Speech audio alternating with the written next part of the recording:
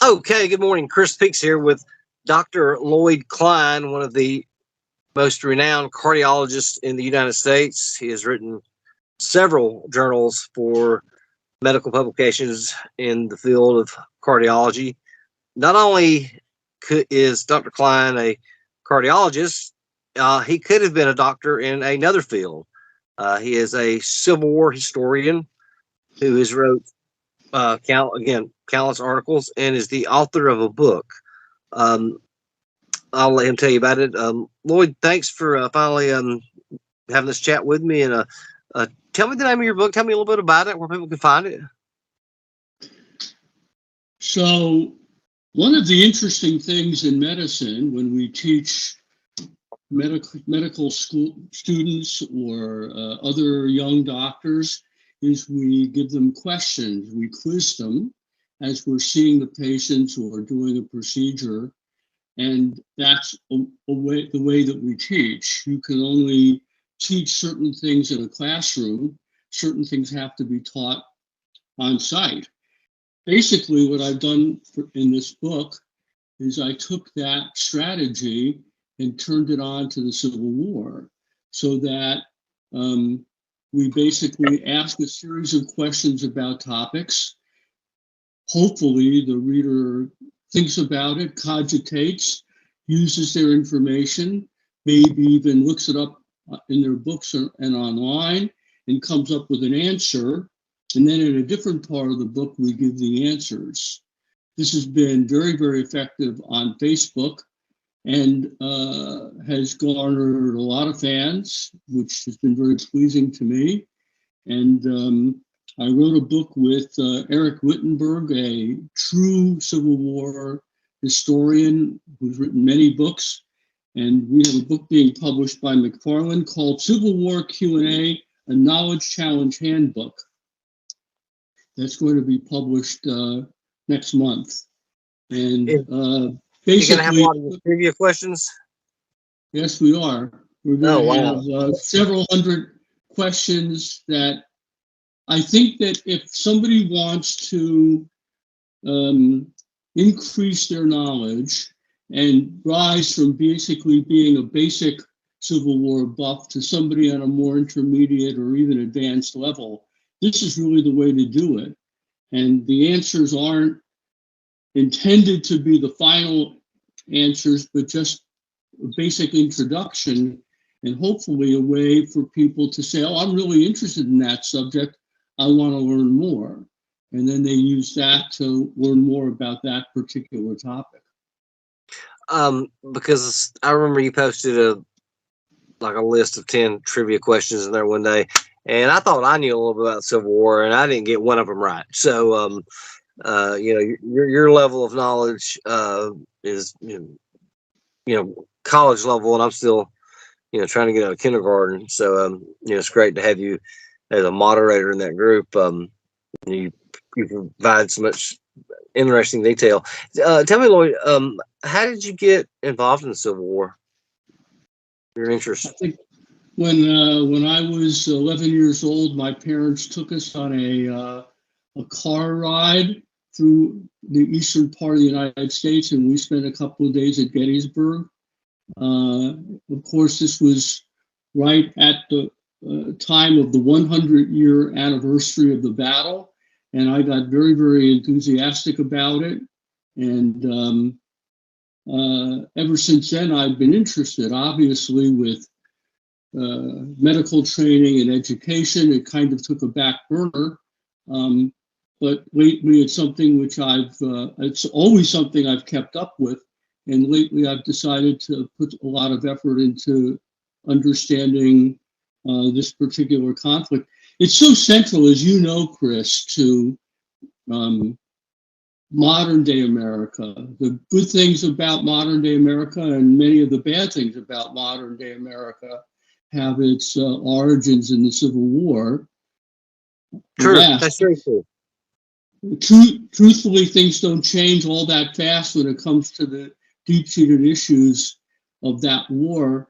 And it's a good entree into understanding where we started from.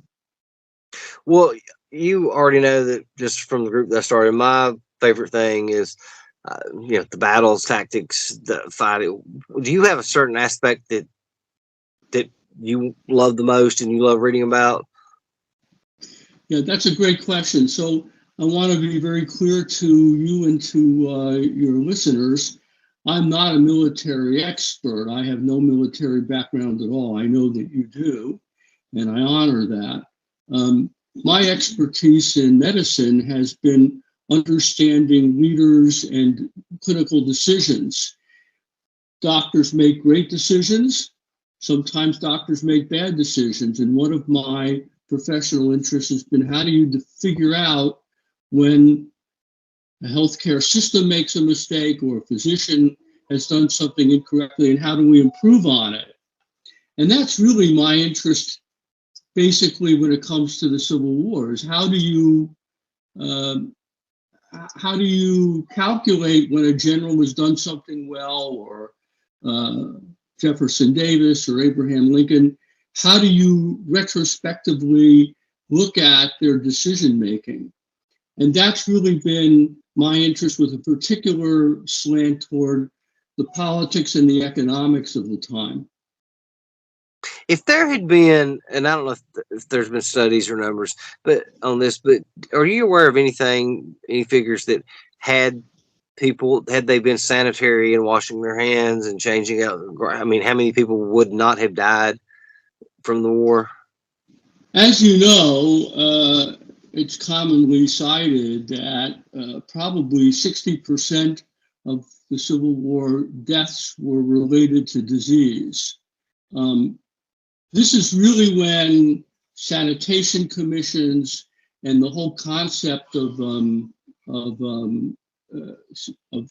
sanitation, water purification really began to become developed.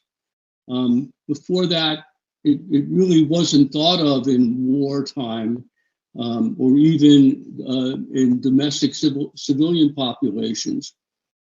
Louis Pasteur in France, had only begun in the 50s to talk about bacteria. That's how, that's the nature of where the war was beginning. So that diseases like typhoid and dysentery and malaria, people knew that there were illnesses. They had no clue what they were from, and they really didn't have a big clue about how to prevent them. Some of the really big pioneers of the time did understand that wound infections weren't good and that something was causing them, and they understood that some of these gastrointestinal illnesses were communicable, but they really had no idea what to do about it. And obviously antibiotics weren't developed until the 1930s. So, some of the issues that we see about Civil War surgeons with blood on their aprons and operating without gloves, that's completely true. They had no idea about any of that. Wow. And so, it wasn't that they were stupid or that they didn't care. Nobody knew, nobody understood. And only Pasteur in Europe and a British surgeon in the 1860s started to talk about how this was all related, but it really took another 10 or 20 years before that particular aspect of medicine changed. So speaking of disease, there's something that historians and doctors have talked about for the last 160 years. Did General Lee have a heart attack after Chancellorsville? So Eric Wittenberg and I just recently, a year ago, published a paper in Gettysburg Magazine on this subject. Obviously, as a cardiologist, it's been something that I've been thinking about for a long time. And we went back and we found a lot of Lee's letters home to his wife and his daughter.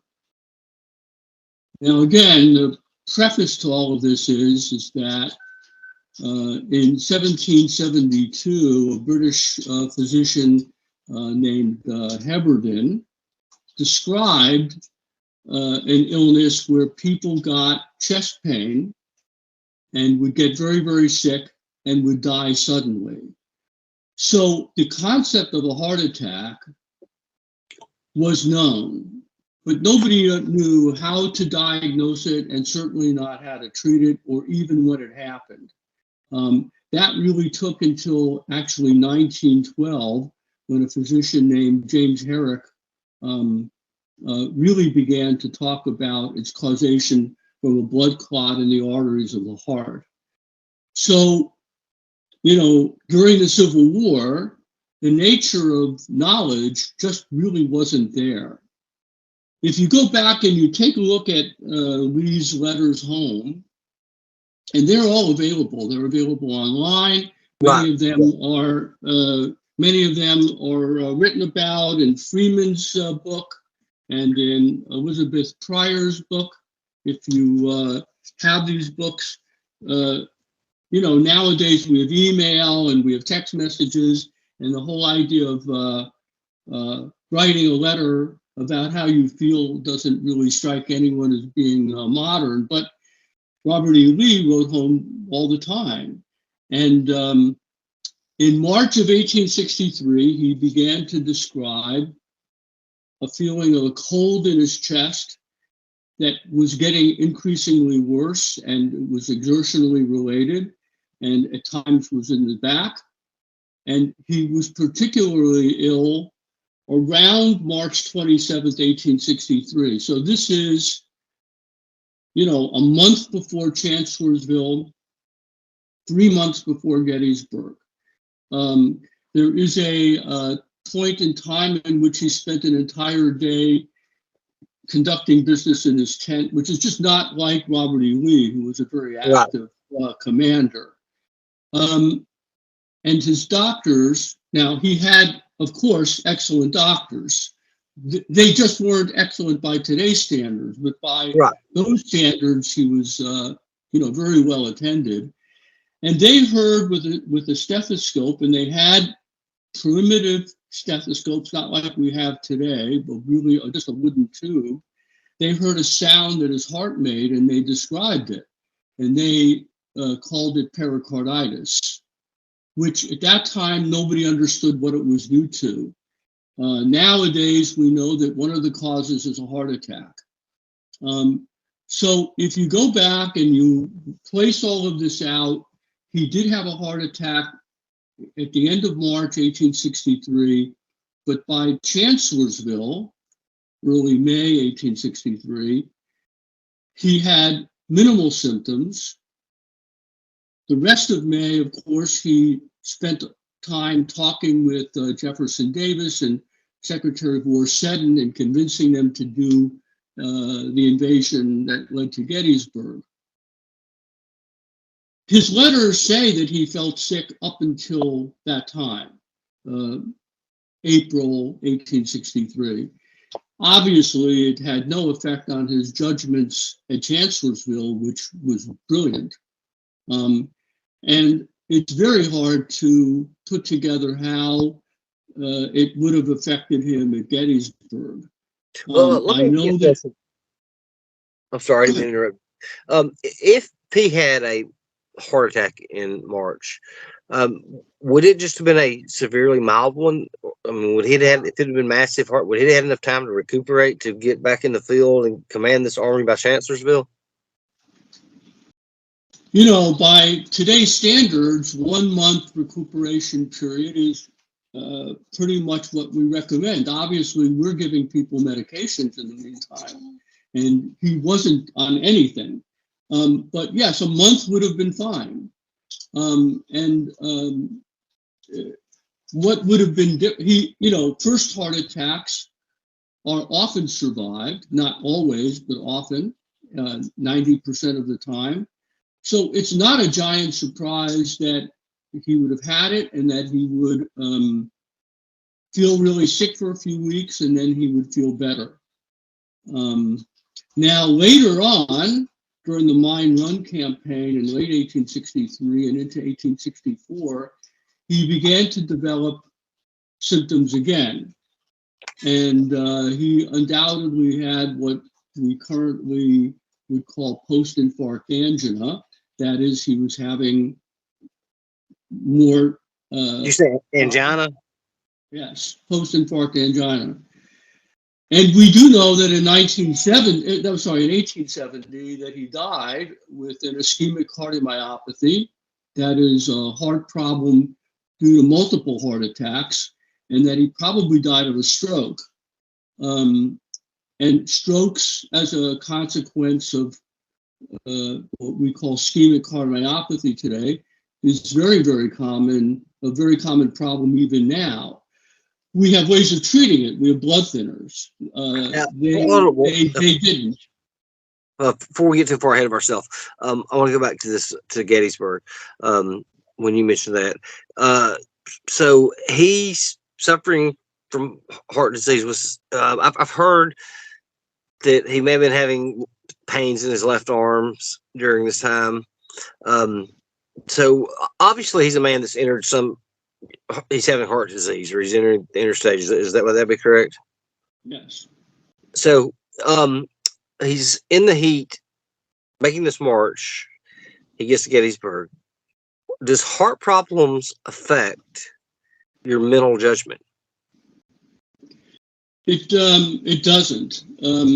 Now, when you're having angina, it may well affect your judgment, but as long as you are not in heart failure, as long as you are functional, and there's no reason to think he wasn't functional.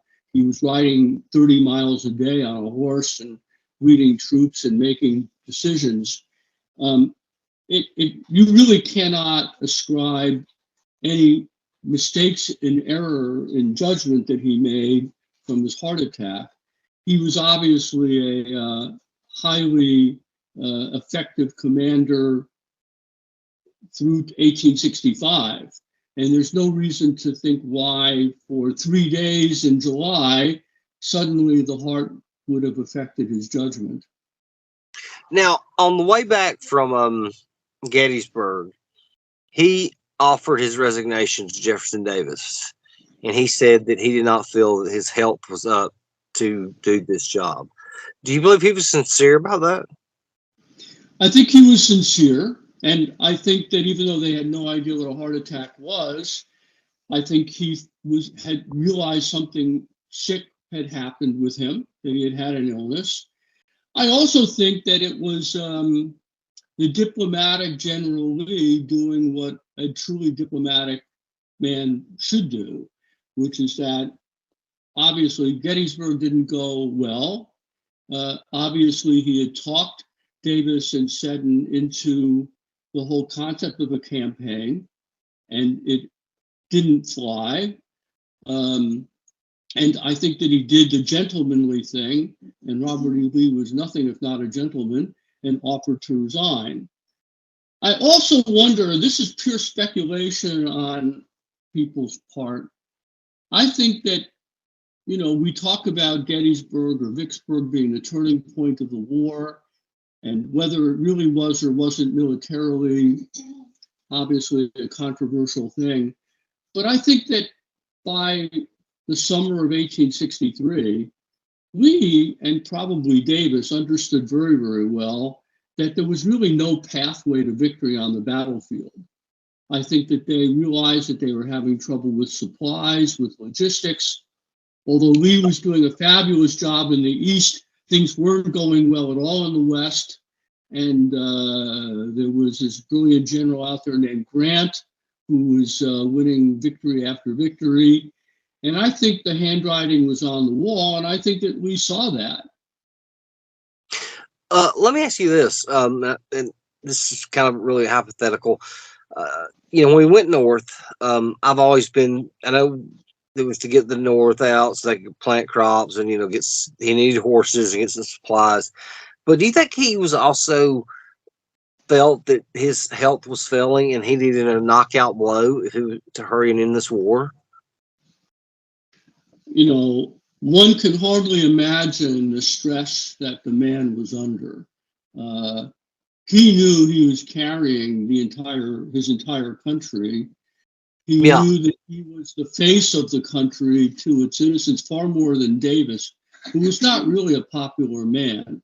Lee was the popular man. And one can only imagine the stress that put him under. We feel how romantic it is to live out on the field and to ride around on horseback and to see America that way. And people who recreate those times have a great time.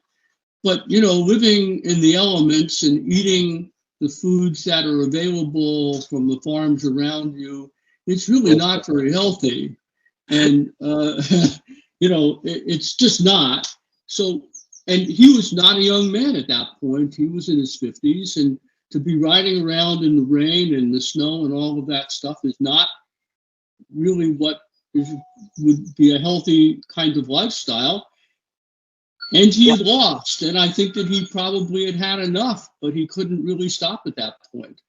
I'm glad you mentioned that because I've said this many times. I'm sorry, go ahead. Oh, I said I'm glad you pointed on that because I've mentioned this many times that the constitution that man must have had, knowing that the entire weight of the Confederacy rested on his shoulders, and he was sleeping 3 hours a night and writing reports, and with heart disease, I in the stress, I can't imagine how he didn't die sooner. I mean, it's just amazing to me that he was able to do that. So let's go back. Let's go to 1864 again. You was talking about that. He started having more angina problems. And what exactly is? I know it's chest pains. I remember my grandmother suffered, but I don't really know exactly what that is. So as the atherosclerosis builds up in the coronary arteries, plaques of fat tissue develop, and it occludes coronary blood flow to the muscle of the heart, and that's experienced as pain. It can be pain in the chest, it can be pain in the arm, classically the left arm, pain in the neck, pain in the back. We frequently had pains in the back in 1864. This isn't, what you typically read about, but I've had many patients who had back pain as their equivalency of angina. And what he described to a physician in 1863, 1864 may not have struck them as what Heberden described, but to a modern cardiologist, it's as clear as day what he's describing. And, he was a brilliant observer of the military, and he was certainly a brilliant observer of his own health, and he saw what was happening to him. Have you ever heard, and I've never verified this through any resources, but I've heard it from people. Have you ever heard that on the night of June 2nd, when him and Stewart had their meeting and he got supposedly hot-tempered, that he had a light heart attack that night? You read about this, and all through those 3 days, one hears people say that he had a heart attack. Obviously, I wasn't there. None of us were there. You can only go on the written record. People who saw him and who wrote contemporaneously what they observed, there was a physician in Cashtown who wrote about General Lee right before the battle.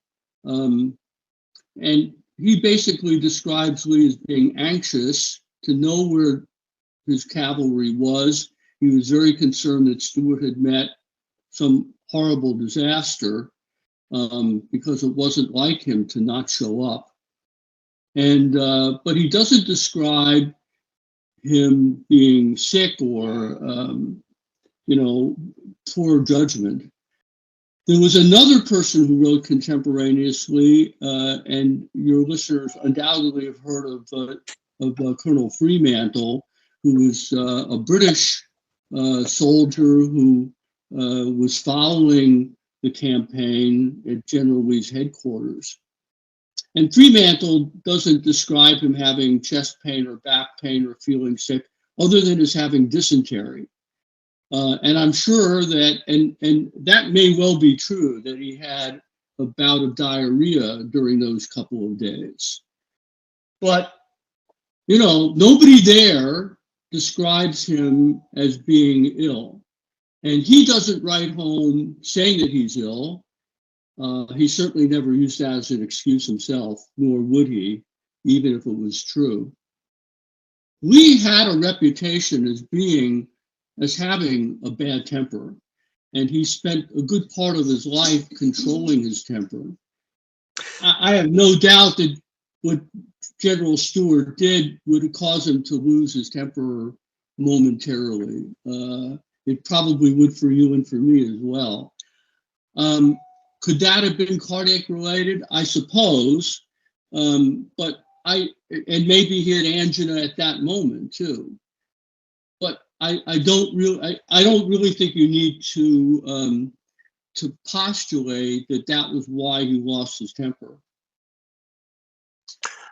So going into 1865, what's the situation now? Is it getting worse? Same? What's his letter? Is he still writing letters about it? He is not.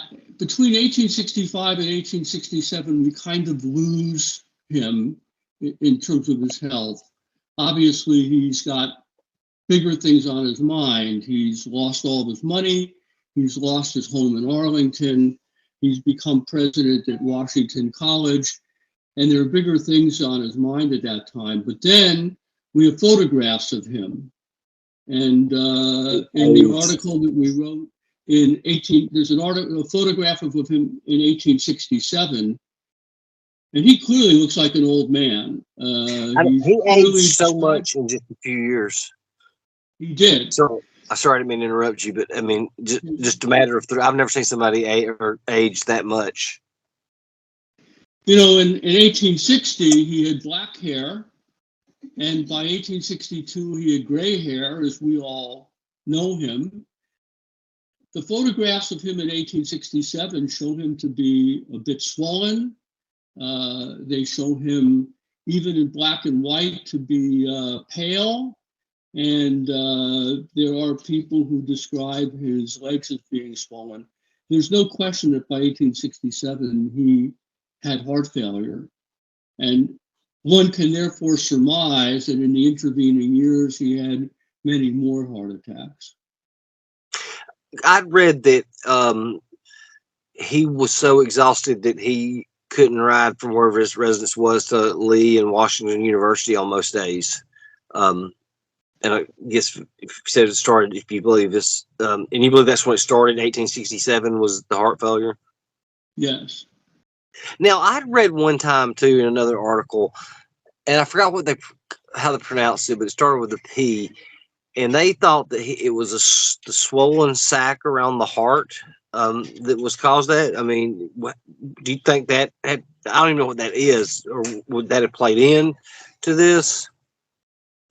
So again, the pericardium is the tissue around the heart, and it gets inflamed with heart attacks. As I mentioned, it's called pericarditis. It itself can cause chest pain, a different kind of chest pain. And there's no doubt that he had, at some points, pericarditis. His physicians heard the classic sound of pericarditis that you hear with a stethoscope and describe it, perfectly. So there's no doubt he had pericarditis, and there's almost no doubt that the cause of the pericarditis was a heart attack or other heart attacks. And that's as clear a proof as we can have 160 years later that he had heart attacks, was the physicians describing the sounds they heard. So while we started touching on it just a minute ago, I've read that his death. He came home from dinner one day, sat down at the table, tried to take a sip of tea, and words wouldn't come out. So I'm guessing he had a massive stroke from that, and that ultimately led to the death. I mean, I guess it's hard to say if it was heart failure or the stroke, but that was a contributing factor. Would you say? Absolutely. He had again, the description of the event that you just described is classical for a stroke. They had no idea exactly what caused it in those days, but they knew what a stroke was, and they knew that that's what this was. Today, we understand that strokes can be related to atherosclerosis of the arteries of the neck, the arteries in the neck that go to the brain. But a very common cause are blood clots in the heart. And he had heart failure. He was at risk for blood clots in the heart. And undoubtedly that happened. And after the stroke, he was basically at diminished consciousness for a number of days and unable to speak. Yeah, I think it was actually almost a week, if I'm not mistaken. Yeah. Sorry. So I got a couple more questions for you here. It's kind of a two-part. Is there anything medically they could have done for Lee at that time? And had Lee lived in today's years, how much longer do you think you could have prolonged his life? I mean, I know that's a hard question to give somebody, 3 months, 6 months, 9 months, but how much more could you have done for him medically had you first got him in March of 63? So again, I want to reemphasize that the doctors that he had, Hunter McGuire was Stonewall Jackson's physician, and he's very well known even today. He was the founder of Medical College of Virginia in Richmond and one of the top physicians of all time, really. And his physicians in 1870, they were among the best of the South. So there's nothing negative to say about them. They did what you could do at the time, which wasn't much. Today, we would say that we could treat his cholesterol, we could treat high blood pressure if he had it, we could have affected his diet. So things could have been done. The medications we have today, surgery, stenting, all of those things would have been on the table. He had a 7-year course, as far as we know, from his first heart attack to his death. That's actually on the short end of today's expectancy, but it is on the spectrum. And it's impossible to really know what could have been done, but nowadays we have people living 15, 20, 25 years after their first heart attack. So who knows? You'd really have to know the details, and you really have to understand better what his risk factors were. He died at the same age almost that his father died, like Harry Lee. And very likely there is a familial problem, maybe cholesterol, maybe something else. But he died as a pretty young man, of course, by today's standard. Now I've got a pretty interesting question for you that I read in a medical article. The picture, like I have in our mod group of him and Joseph Johnson sitting together at the table. Yeah. They pointed out that there was a crease in his earlobe. Mm-hmm. And that is a sign or a symptom of somebody who is suffering from heart disease? This was described in the 1970s, early 1980s, the diagonal earlobe crease sign. People 50 years ago were very interested in a physical examination finding that would help to diagnose heart disease short of all the fancy tests that we're used to today. And they did find a high prevalence of this diagonal earlobe crease in people with heart disease. I would say that modern cardiologists don't really look at it and wouldn't put a huge amount of attention to it. But it is interesting. He did have a diagonal earlobe crease. There's no question about it. You can see it in the photograph. And he did have heart disease. So, my conclusion as a modern day cardiologist is to shrug my shoulders and go, that's really interesting. Lloyd Klein, everybody. I think that's all the questions I've got for you, Lloyd. Is there anything else you'd like to add? Tell us about your books one more time. Well, he also had admins a Civilwar group. I'm sorry, Never I don't know. Never Call Retreat. Never Call Retreat, based on Bruce Catton's book. Okay. He is also one of the best moderators I have on the Killer Angels. He's been with me for a long time. So, y'all go check both those out. But tell the name of the books one more time. And are they on Amazon, or are they Books A Million or Kindle, or, It is on all of those, or will be. You can purchase it on Amazon. Just put my name through and Eric Wittenberg's name, and you'll come to it.